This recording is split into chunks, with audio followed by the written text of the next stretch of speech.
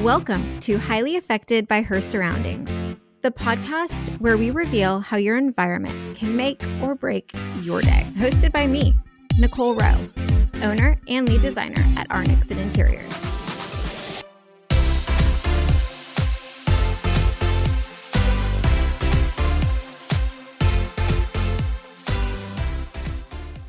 Hello. Today we are here with a new friend of mine, Sydney.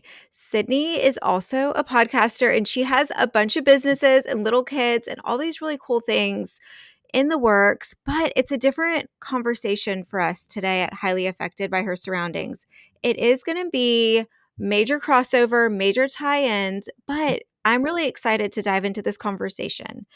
Sydney's in Nashville, which is one of my favorite cities. We were talking about hats and boots earlier. Like, I wish I was in Nashville. But I want to give Sydney a few minutes to dive in who she is and what Renaissance means to her. Thank you so much for having me on the show. I'm so honored. I'm such a fan of yours. I've followed you for such a long time. And I'm the founder of sort of what I like to call this Renaissance ecosystem. I started a business 10 years ago called Renaissance Marketing Group, which is a social media marketing agency. And through that business, we've really kind of evolved and we've created a conference and a summit, which we do every year in Nashville. It's called the Renaissance Women's Summit because something that's really near and dear to my heart is supporting women entrepreneurs on this entrepreneurial journey, which is why I adore you. And I'm excited to have you on my show when you come on the podcast. And then I have the Renaissance podcast, which it mirrors what we do in the summits. It's basically a show that supports women entrepreneurs through education and encouragement and just content that really lets women on this journey know that they're not alone, because I think it's a very isolating journey to be on as a women entrepreneur. So we all have to lock arms and be here together. And then, that's pretty much it. And then, like you said, I'm a new mom, so 2 under 3, and I'm just trying to survive, but I'm also thriving. But it's been an interesting year for sure. I mean, interesting is a good way to put it when you've got 2 under the age of 3 and, more businesses than you can count. But one thing I think Sydney does really, really well is you guys put such an emphasis with all your businesses on founders, on these women entrepreneurs, on these ladies that are literally giving it their all. And yes, you started your social media company and I've heard your backstory, but why founders? Why women? Yeah, such a good question. I think that like I said earlier, the founder journey is so unique and it is so, in my opinion, to be celebrated. I think, something I've been saying a lot right now, which probably might rub some people the wrong way, is I think motherhood is really hard, but I think being a founder is harder. I think running a business is the most challenging thing. But I also think at the same time, it is so very fascinating. And, when you look at the statistics of men founded businesses versus women, why are we still the minority? I mean, I do think there's so much change happening, but I'm here to help open up other doors for other women, because in the last 10 years, that has really been something that's been done for me and has helped me grow and climb. And I think that the more of us that can be aligned in that there is no competition, we are really all in this together. And if you do what I do, you're not my competition. There's so much business for us to go around, and we should actually be here to help each other. That's just who I have been my entire life. I've always been someone that's celebrating the other woman, celebrating and been inspired by other women that are very successful versus being jealous or envious or feeling threatened by that. And so I hope to inspire other women to be that same way. And now having a daughter that I had in April, I'm oh my gosh, my work is only just getting started. I have so much to do. But yeah, we love founders. And also I think just from a social media standpoint, founder-led content, which I know we're going to get into in this episode, is really serving businesses. And so that's something that we have really been investing in as an agency right now is, yes, supporting the businesses from a social media standpoint, but really peeling back the curtain and showing the founder journey, because the consumer and the follower has never been more interested than the backstory of who started the business. And circling back to the motherhood versus founder journey, what I find interesting with both, and you're still young in this, my kids are older, is you can be like having a day where you're killing it as a founder, like, I got this. And then the motherhood knocks you back down to reality, or you're killing it as a mom. And then your founders, like employees and clients and all the things. So I feel like it's like it ebbs and flows to me. What's like the easier one, kind of back and forth. But True. I think all of that combined goes into that founder journey, goes into that personal brand and identity. And I know one of the things you guys do really well, which isn't dissimilar from interiors, is diving into what is that authentic person? Like, what is inside of them? What are they wanting to share? So talk about like you mentioned, kind of founders and their that personal brand side of it all. Yeah, absolutely. I think out of the pandemic, a couple of years ago, social media really started to shift. It really started to change. It went from being very kind of picture perfect, very curated. I know you, from an interior design standpoint, you definitely have seen that shift happen, where everyone just really appreciated like the perfect grid aesthetic on Instagram. And like, I mean, we've always, whenever we present a round of content to our clients, we always, from the dawn of time, will present a snapshot of what their grid will look like, because it is the interface. It is that first thing psychologically the consumer is really taking in when they land on your account. So it's important. But it has become so very less important. Like I've heard Gary Vee say for like years, like, stop giving so much like energy into what your grid looks like, because nobody cares. So it's kind of like the balance of that. I think it depends on the business. So like, your business for sure, like it does matter. But back to like the personal brand, what does personal brand have to do with that? The consumer really is just craving authenticity. That has always been a thing when we think about the selfie, and like that was, such a moment in social media. What was that, 10 years ago, when that picture from the Grammys with like Ellen DeGeneres and like Bradley Cooper and all these famous people took that very famous selfie, and it went so viral, and everyone was like, why is this like such a viral image? Well, of course, because of all the celebrity faces that were in it, but really more than that, it was that moment of like, you normally would see these celebrities in these like polished editorial, environments. And all of a sudden it's like the selfie, you're just in your bathroom, you're raw, like you're you. And your you-ness is really the thing that people want to see. And that is like when you are posting on your social media, the pictures of you are going to always outperform something that isn't you, that's an object or something that doesn't live and breathe. And I know that can be frustrating too from a business like yours, or even a business like mine. But it's something that we need to lean into. And it really is where I see social media continue to go. It's also why TikTok is TikTok. It's why when you get over to TikTok and maybe you are a more aesthetic based brand, you jump on that platform and you're like, there's nothing aesthetic about this at all. But how well is TikTok doing? And like the platforms on there, like the businesses on there, the influencers on there, the business owners on there that are absolutely crushing it. It's about the messaging. It's about how they're showing up. It's not about like the look of how they're showing up.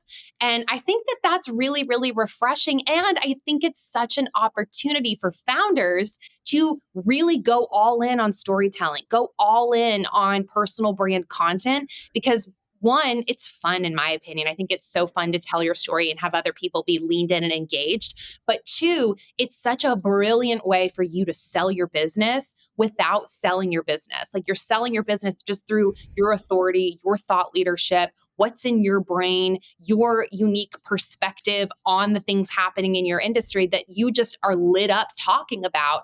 That positions you as this authority in your space without being like, buy my whatever today. Like you just can content market, and show up just how you are, like how you normally show up in person. I have many thoughts on that because I've seen the statistics. If I'm standing in a kitchen, that post does 5 times what just a picture of the kitchen does. But also, like, I can't have my feed of mine, be like 20 straight pictures of Nicole because, that's Yes. also a lot of this face. But it's an interesting thought. But I also know you have to have clients that kind of struggle with blending their personal identity with the professional brand. And a lot of it's confidence. A lot of it's got to be that kind of imposter syndrome. That's such a trigger of a word. But like, how do you get people there? Yeah. Well, there's a couple of different things you can do. We just had a client in the office the other day who was talking about how she is so introverted and like being on camera is something that really struggles with her. A really, really big thing right now that we're pushing is employee generated content, EGC, if you will, that is like massively, really, really working.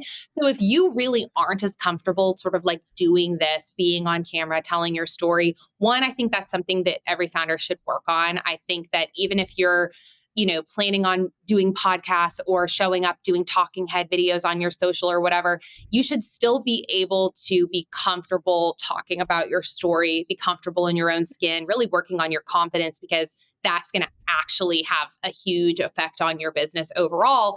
But there are other ways that we can kind of bring you into the fold. We can put you in more comfortable environments. Maybe it's if you are, maybe in a meeting, or we can kind of like do a shoot where we're just capturing B-roll of you kind of like in your environment. We can still show your face. We do voiceover reels with our clients. They're maybe don't like, they're a little nervous to be scripted and on camera and they're a little awkward. We can give them a script. We can say, read it, and then we'll layer B-roll with that. And then again, leaning into your team, like show the people behind the business. One, it's really good for strengthening like your culture. Like everyone gets excited seeing themselves on social media. Two, it's good for recruiting. Like whenever I'm showing my team and the faces of the women that work with me, like we get DMs from other girls that are like, I really want to work there just because it looks cool. And like your team looks like they're having such a great time. And so it's just good for like that trust building piece too, with your audience. But yeah, that's kind of like where I think about that. Yes, I love pulling my team into some of it, like whether it's intentional or not. And I know a lot for me, my first like project walkthrough that went on YouTube, like I was nervous. Great videographer. He made me feel comfortable, but the first one was hard. And now that we've done, half a dozen of them, he's like, Nicole, this is a piece of cake for you. I'm like, yes, where's my TV show? Like, come on. But Let's it go. but That's it awesome. took a few of those and a few realizing that when you jumble your words, that's what editing's for. Or if you say something you don't like, it's not like you're broadcasting live to 5 million people. Like Yes. everything's fixable. And when your personal brand is strong, like you're going to show up, much better. And, we have a mutual friend Confident. that's really helped me with that side of things. But showing up casually on social media, I think still has to be intentional. Like whatever your business vibe is. And this is where I think people's spaces are super important. Mhm. Their workspace or their home, kind of should all be aligned. So I have big opinions on this, but I'd love to hear kind of what you tell your clients and, what you guys do. Yeah. Considering if you're not watching this on YouTube, she's got a pink wall behind her and like everything they do is pink.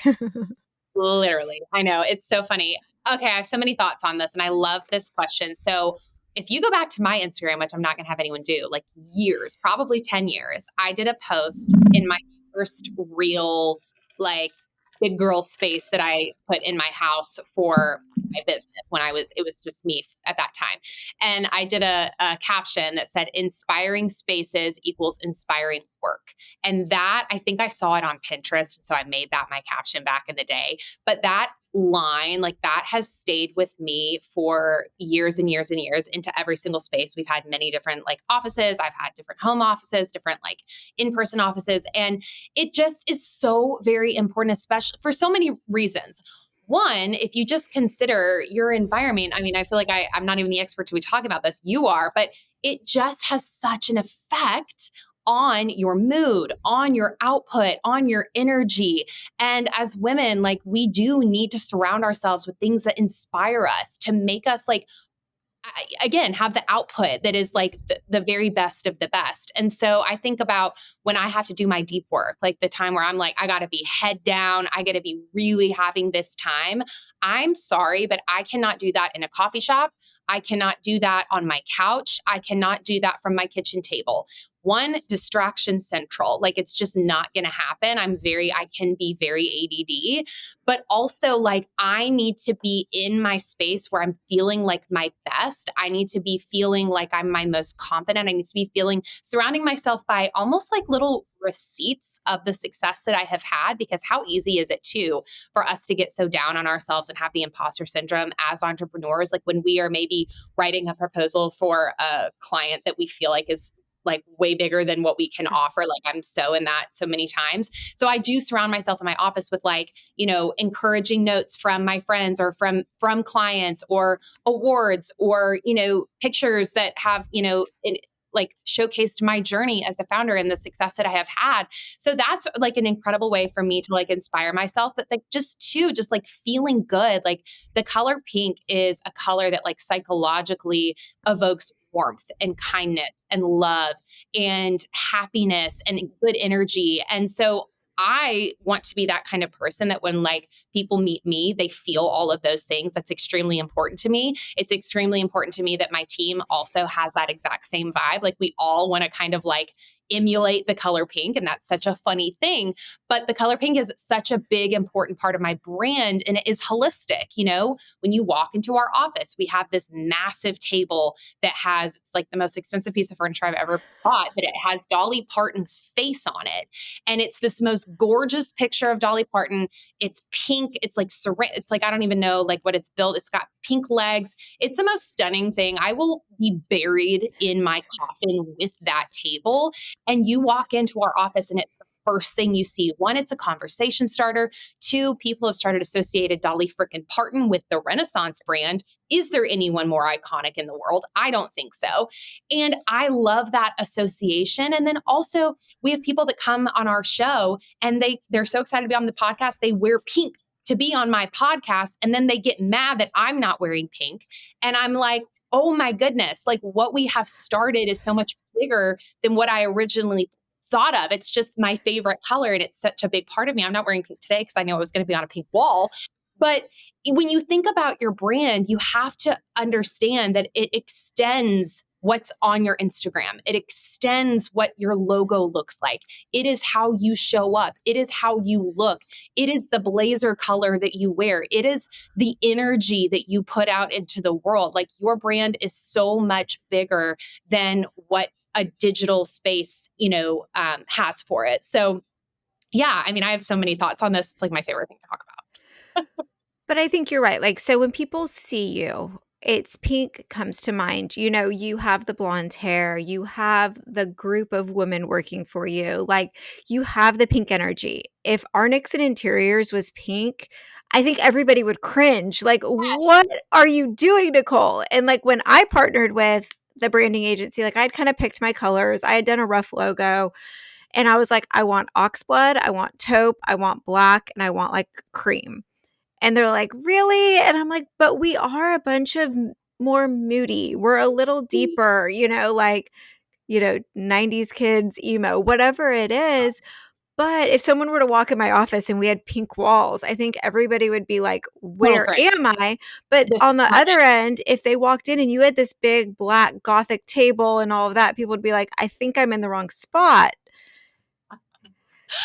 It's so true. But I think it's also like, you're so right. It's definitely been something I've struggled with a little bit because ironically, we serve construction companies, Yeah. like very manly, burly dudes, bros, blues, grays, like very masculine brands. We serve those. And I think it's interesting, like they've actually come to us versus us going to them. And I think I guess just a reputation thing and they've seen our portfolio and things like that.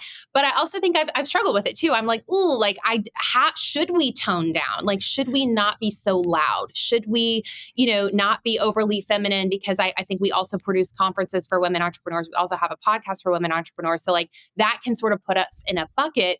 But I think I come back to what the messaging is that we have versus our kind of like our brand cohesive look. Like those are two very different things, your messaging and like your content. And our messaging is rooted in, we serve business owners and founders and we help them create a renaissance within their social media that brings in their, ideal audience to them. And so we do that. We've done that for 10 years. We do that for many different businesses because our proprietary framework for how we support and serve clients is really the same, whether you're a service-based business, a product-based business, B2B, B2C, whatever it is, whatever platform that your audience is on. We know how to adapt and create content that supports, your goals as a business owner. But it is something that I've definitely thought about over the years, but I'm really, it goes back to confidence building. I don't want to be someone that's like nervous about my brand. I want to be someone that's really proud of the brand that I have. But I also think in the same breath, you can always evolve your brand. You can evolve it with the times. I think that's also a very smart thing to do as a business owner in the digital era, is staying really agile and knowing when it's time to like make little pivots, make little tweaks, never alienate what you have done, but evolve with the time. And so, saying that, we are going to be redoing our website soon. We might be peeling a little bit of the pink back just because it's kind of like a pink explosion, but we're never going to completely shift from who we are because, again, that color pink is really important to me. I would love to be in the office of whatever individual's pitching to hire you guys, like internally at a company for, the construction, being like, so there's this company called Renaissance, marketing group, and I think we should hire them. And it's a bunch of, like men being like, but they're pink. How are they gonna, and that's really like, that's where the work speaks for Yeah. itself. I think it's a service-based business, like a B2B business, like that's where case studies and portfolio, I feel like, outshine what our logo looks like. Because at the end of the day, the clients you serve, they don't really give a shit about you. They don't really care about your business. They care about them. They care about the result and the transformation you can do for them. So as long as you're leading with that, then you're going to win. Because again, it's like, it's not about you. They're like, cool, love that. Like, love that, more so love that you can create a platform, love that you can create a brand identity, love that, you know how to create content for all these different businesses, but really, what can you do for me? And so if you can speak to that as a business owner, like, you're going to be in a better spot. Yes, I think authentic to the client, and same with us. We do moody interiors, but we also do light, bright, and whimsical. And, like I've done pink laundry rooms and pink closets, but I've Yeah. also done the jewel tones or the blocks and the grays. So it's definitely a balance. But I think, how can brands like intentionally kind of design their online surroundings to make it be like a community, to welcome people in, to get the clients or, the followers, because that's also hard. Yes, you can have the pretty picture, but there's more to it than that. There is so much more to it. I think, a lot of social media managers, we love to use the word strategy, Yeah. but it is such a very important thing. You know, we don't want to ever be throwing spaghetti at the wall when it comes to social media. Like, we want to be intentional. So whether you have a team doing your social media or a freelancer doing your social media, or you as the business owner doing your social media, being intentional about what it is that you are trying to say, what your goals are, and also knowing that we want to be in social media in the same way that we want to be in business, and that is for longevity. Like, we need to know that, like, one post, hitting a goal, like, that's not going to be end game. We have to think about this from a long-term marathon, not a sprint approach. So, that also goes to, like, how can we create a social media strategy that doesn't burn us out, that, can support our business through pivots and through an evolution standpoint. But, I think right now, like, from a aesthetic standpoint, we can speak to that because of this show. I'm loving on Instagram the pinned post that we can do at the top of our Instagram, that it's really underutilized. And people are really right now pinning things that have gone viral. That's like something I'm sort of seeing is like, oh, this post got viral, so I'm going to pin that. And that's fine to do. Like, if you're really trying to show, like, look, like, there's credibility here, like, whatever. But I think, again, I keep coming back to that word intentional, because that's the first thing people are going to see. People are looking at those pin posts. So we need to make sure that they're telling the story of our businesses. If we're the founder and we care about the face of the business and kind of the personal brand side of it, I do think it's important to have your founder story, like a really awesome video that kind of like tells the story of how you started the business, the services you offer, your why, your purpose for running the company, kind of the heart behind all of it. That's a really awesome thing to pin into one of those three. Or we have a client that we've had for years. It's called Artful Agenda. It's a really artsy based account, but it's a digital planner that literally looks like what a paper planner, like an Erin Condren, like a beautiful paper planner, but it's in digital form. So it's so much prettier than like your Outlook calendar or your Google calendar. Like very aesthetic. You can have stickers, you can have different covers that fit the seasons. Like it's a whole vibe. And the Instagram, we really went into it wanting to be really intentional, knowing that our follower, our customer for Artful Agenda really cares about art. They care about vibes. They care about the look and the feel of something because of the emotion that it gives them when they are in that planning moment. Like planning is more of a romanticized kind of feeling than it is just like checking something off. At least the consumer we're serving, it has that experience. And so for their grid, like we're extremely intentional with it. It's probably like the most like it's very like methodological, like we're very scientific with how we arrange their grid. And the three posts we're always changing out based on the season, and it's a graphic design moment. So yeah, I think I come back to intentionality, I come back to goals, I come back to who we're trying to serve. And then you mentioned earlier community. We are living in a time right now where brands that are going all in on building communities are the ones that are winning. So when you think about building a community on social media, you think about who's in your community, who is following you, who is engaging with your content, who is liking, who is commenting, who is sending you DMs. Those people are your community. So I think as business owners, we get so bogged down on bringing in the new, bringing in the new. How can I get new? And it's like, I totally understand. We want to grow our businesses. But what about nurturing the existing?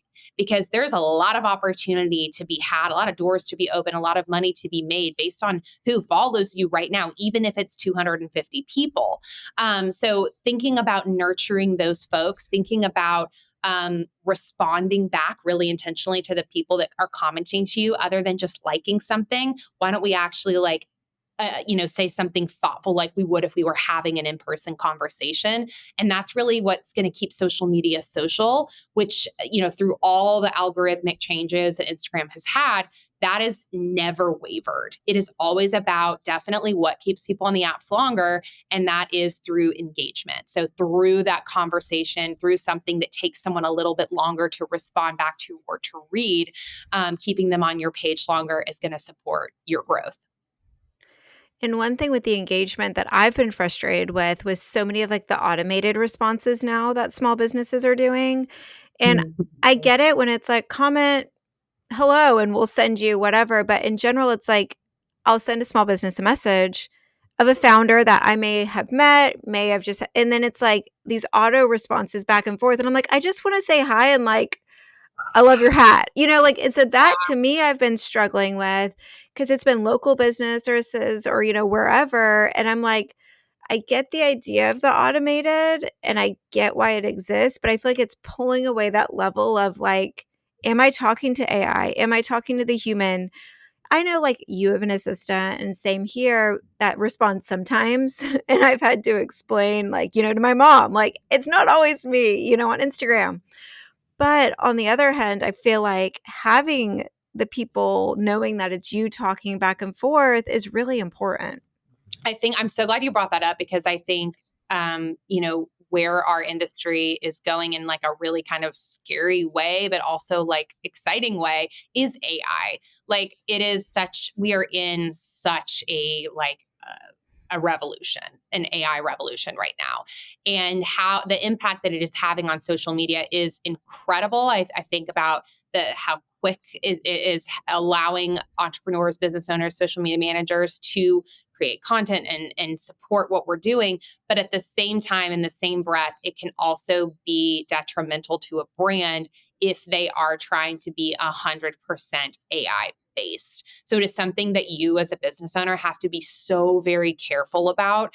I'm a big fan of mini chat. I'm a huge fan of these platforms that are integrating with Instagram, that are making it easier for us to, send links and call to actions and just give us our time back. But at the same time, with the problem that you're experiencing, I think everyone should listen to that.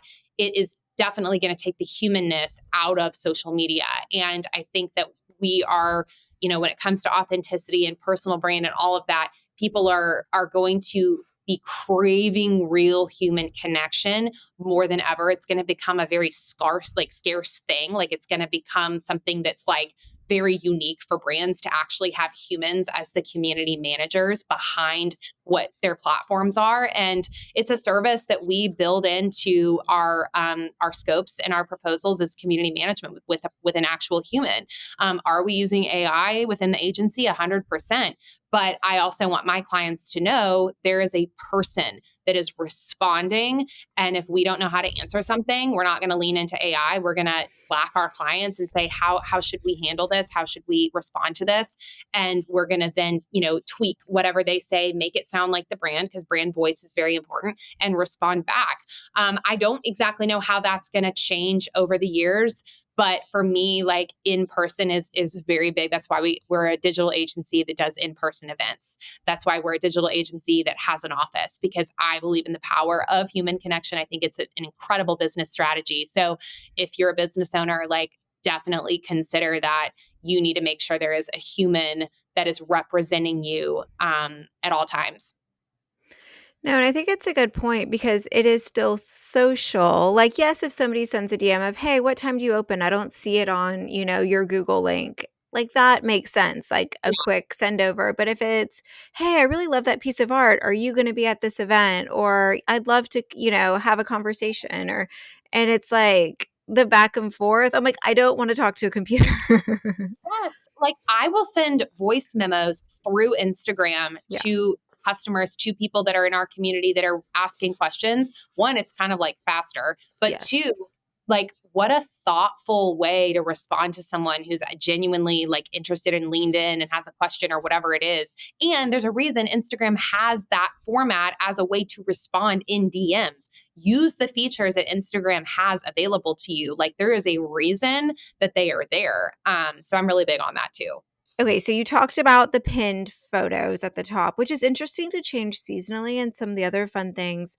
But if somebody's wanting to just do a quick up level before they're ready to hire out, what are a couple little things that they can do just to kind of increase their presence, but also just make them look, Mm, more put together per se? yeah. So I think right now we're really living in an era of B-roll. Like we are living in a B-roll time where I have been doing this for 12 years. I've been a social media manager for 12 years. We've only really been doing like video as like an industry since like I don't know 2017-ish 16-ish and that was like a really crazy because Instagram went from, photos to like, video. And we were all like, oh my gosh. And then reels, because it was like video, IGTV, and then reels. And like as an agency, we were like flipped on our heads because we went from delivering calendars that were like 90% still images to 90% videos. And so like the amount of time we're putting is so much greater. Anyway, I could go on and on about like the evolution of social media. But to answer your question, I think B-roll, having a really strong library of B-roll of either you as the founder doing literally anything and everything, to your team, to you on location, to you in production of your products, to meetings, to travel, to business like to events, like literally filming everything. We always say as a company, we're like, we can never have too much B-roll, especially if you have a day.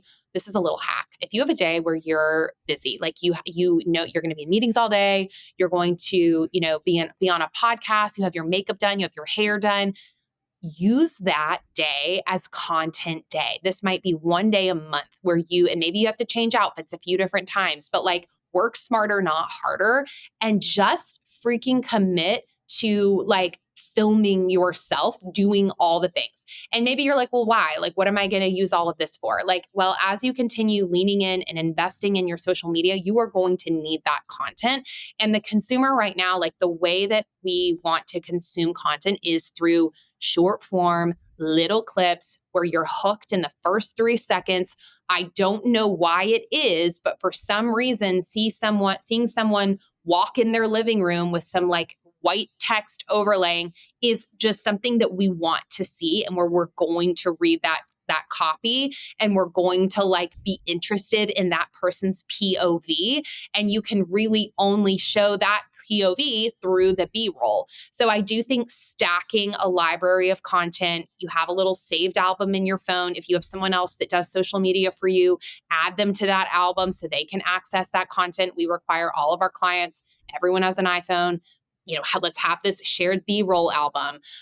Because again, like I'm your social media person. I can't be with you every waking moment of every day. So I need you to be creating content on your own, and I can direct you on what to capture, but I will need that content. So that's something really important. It's just such a trending moment that we're having. I don't know how long it's going to be in that moment, but that's the type of viral content that is really, really working. It's relatable. It's real. It's not overly polished. It's not overly edited. It's just iPhone.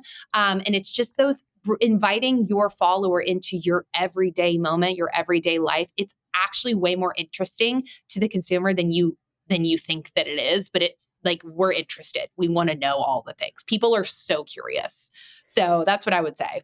Well, I think curiosity is such a good point because also with interiors, people want to know what people's homes look like. They want to know the construction process, but it is amazing how much personality you can pull from somebody in their B-roll, how they walk in, how they look at the camera, how they're drinking their coffee. Like you could just tell like who this person is, like their level of awkwardness. And I say that as a compliment, or, Yes. their level of seriousness. Like, all of these things just by how they're moving through the world or they're moving through their space. And yes, if you got your hair done, if your makeup's done for something, we have family photos tonight. So I need to pull it together. But I was like, already like, okay, I have to curl my hair.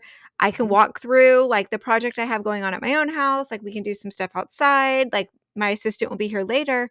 Because not every day are we camera ready. And yes, people like realness, but no woman wants to show up on the internet with like greasy hair and no makeup. Like that's the reality of it. It's so real. Like use those times, like when you feel your best, that's the time to get out the camera, because it's like you said, I probably feel my best, let's say 10% of the time. So in that time, like I'm postpartum, I just had a baby, like we're not back to our fully operating self. So I want to go all in on that time, that 10% where I feel okay. I was going to say 3 days out of the month and you said 10%. So we nailed it. Same wavelength. I mean, honestly, I'm jealous I'm not wearing a hat because I haven't had my roots really a long time. I love your smudge root. You're great. Okay. So kind of wrapping up a little bit, we talked how you aren't a coffee shop like deep thinker. You have your spaces, but really like what kind of surroundings inspire you when you are creating? Like, what are your non-negotiables in your workspace to help you show up creatively? That's such a good question. I think lighting, I think natural lighting, I think having a window where I can see nature is really important to me. Um, you know, I don't really live in my home office. It's like the suburbs. It's there's a street and mailbox, like nothing's really, but just that natural light really helps me. I love a big pink, like oriental rug. Like I love like right now, like in our office, we have rugs in every single room because it's 1970s digs, but we've had to like really make it fun and like Barbie dream house vibes. So the floor is like the carpet is not old, but it's not pretty. Like you would be mortified if you saw it. So we love a rug moment. I love, yes, of course, I love my pink, but I love balance. I love contrast. I love plants. I have these are all fake in our Nashville office, but at my house, I probably have I don't know, 30 home plants. I'm like, somehow have a green thumb with indoor plants, outdoor plants, can't keep alive indoor plants. I've got it figured out. So that's very important to me. Gosh, like I think just like things like around me that light me up, but then also like for my team, even if we do remote working Fridays, and I think they all have their own like workspaces at their homes, but like we're very lucky in our office in Nashville where everyone has their own office. Like everyone, like it's very like old school. Like we don't have cubicles. We don't have like a trendy, like one big table where everyone like works at. It's very much you have your own space. And I always tell my girls, I'm like, make it you. Make it doesn't have to be pink. Like we can be tired of the pink. You can literally do whatever you want. You can bring furniture, you can bring rugs. We have lots of furniture here, but it's just I think that I want people, I think as women, we crave to be surrounded by beautiful things. And I do think it has such an impact on our work. And I also, from a brand standpoint, I want my team to be able to come here and know that that's important to me, that like what they look at all day is very important to me. Like we just changed our water company that brings the water to our office because we were not into the old water. And I'm like, it's just important to me that my team is taken care of from a physical standpoint, from an environmental standpoint, because they're locked in and they're pouring so much into the work we're doing for our clients. And like we're clickety clacking on our laptops all day. And that can be very taxing and very tiring. And so, your environment also gives you energy. And that's like a very important thing too. So yeah, I can't wait for you to come and grade what you think of our office, Nicole Rowe. But I I'm think taking your team into consideration really just says so much for you as a person. And we do a lot of small businesses offices, and some of them have gone from, very bland leased spaces. And it's not till they have something awesome, till the Mhm. team like wants to come to work, turnover's reduced, people Wow. feel more ownership. We did one where I walked in about 9 months later, everyone had plants on their windowsill. And I Oh, purposely did wooden windowsills instead of drywall because I told the owner, I said, they're going to put plants here. He's like, they've never had plants. Why would they have plants? But they do. It's like kind of like when they love where they are, they're less likely to not want to be there. Yes. Okay. yes. It's huge. And my team also they're so cute. They will feng shui every now and then, and they will just like come in I'll walk in the office and like everything's moved and because they care so much. And it's like people care more about their environment than you think that they do. And if you give your team that like autonomy and that freedom to know that like they can do things like that, because I don't care. I'm like, I don't care what you do. Just love what you do and find the joy. And that's one of our core values is find the joy. And so if that brings them joy to like move things around and change offices with each other and all of that, I'm like, yes, sister, like I come do mine. Like feng shui. I mean, you're the expert at that. Like it's such an energy giving practice. And I think that more people should do it. Like you walk into a room and you rearranged it and it's like, oh, I just love this. Like, it's like, I didn't even have to buy anything new. It just like sparked new joy in me. No, I think that's a great, great point and a great point to really end on. And last question though, what is your one space? Everybody has one space that they just love. They love to be in. For me right now, it's my home gym. Even if I'm not working out, I love being there. It's Mhm. finished. There's art. It's a flattering light. Like, what Mhm. is your one space, whether it's at home or work? I love seeing your gym on your Instagram. Like I one day want to have like a wellness room in my house where it's like the gym and it's like exactly what you're saying, like my like grounded space. Um, I think if we're talking about like a work, are we talking work or just in Either, general? just in life, like, everybody needs to have kind of that one space that they go to. Yeah. We moved last fall.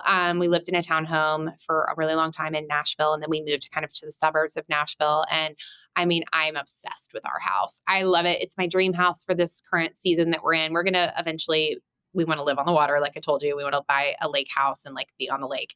But right now, we are just living in Mount Juliet, Tennessee. We absolutely love it. It makes me so happy to be there. My son has this like huge playroom, which is right over the kitchen. So I always say, like, a woman must have designed the house because it's like the kitchen and then a little staircase and then this like huge bonus room that is over the garage that looks out to our, we have like a little bit of property, not much. And it's just like it's my happy place for sure. But then also when I'm here at the office, this is our studio where I'm in right now, but my office, it's been my little happy place since 2021.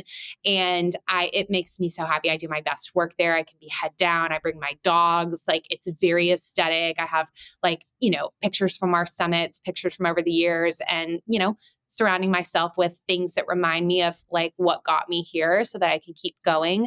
But yeah, space and environment is extremely important to me. I love this show and this concept because I think it's not talked about enough, especially from like a founder, business owner, CEO standpoint. Like investing in your surroundings is a game changer. Yes. Okay, Sydney, tell everybody where they can find you, your socials, your website, and, kind of what y'all are offering right now. Yeah, so I'm Socially Sydney on Instagram, and we're at Renaissance Marketing on Instagram. That's where we push out all of our podcast content. We're going to have you on the show soon, and I'm really excited about that. And yeah, right now we are taking on new clients. We're a boutique social media agency, so we serve clients from, like I said, construction, tech, wellness, design, restaurant, hospitality, wellness. We really kind of run the gamut, but we really offer a really highly high touch service to the clients that we support. And stay tuned. We're going to be announcing our 2026 Renaissance Women's Summit dates very soon, which is our annual conference for women. We'll be doing that here in Nashville. So that's kind of what we have going on. Yes, I can't wait. I hope to make it this year. Yes, girl. Can't wait. Well, thank you so much. This was awesome. And, everybody, we're grateful to have you here. Amazing. Thanks, Nicole. Thank you so much for tuning in to this episode of Highly Affected by Her Surroundings. I truly appreciate you taking the time to join us today. If you enjoyed the show, be sure to subscribe so you never miss an episode. And if you have a moment, please rate and review the podcast. It helps others discover the show, and I'd love to hear your thoughts. For more behind-the-scenes content and design inspiration, follow us on social media. You can find me, Nicole, at Nixon Interiors, and the podcast at Highly Affected by Her Surrounding. We'll be sharing updates, sneak peeks, and exclusive offers you won't want to miss. Plus, if you want a recap or more details from today's episode, you can find the show notes at arnixoninteriors.com under the Highly Affected by Her Surroundings tab. Once again, thank you for your support, and I can't wait to connect with you on social. See you next time.